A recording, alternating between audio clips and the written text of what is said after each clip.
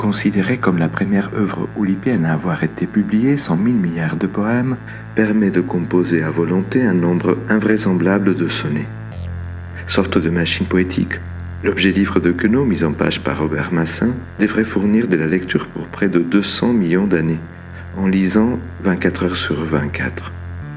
Cela dit, au-delà de la pure combinatoire, pouvons-nous explorer autrement ce livre ?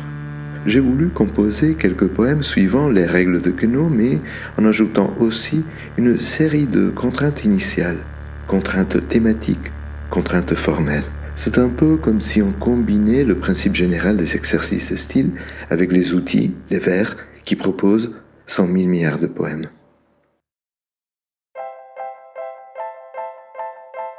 Du jeune avantageux, la nymphe était prise, que convoitait, c'est sûr, une horde d'escrocs. Une toge il portait qui n'était pas de mise, des narcisses en cueil ou bien en est dévot. Du voisin le papou suçote l'apophyse, qui clochard devenant jetait ses oripeaux.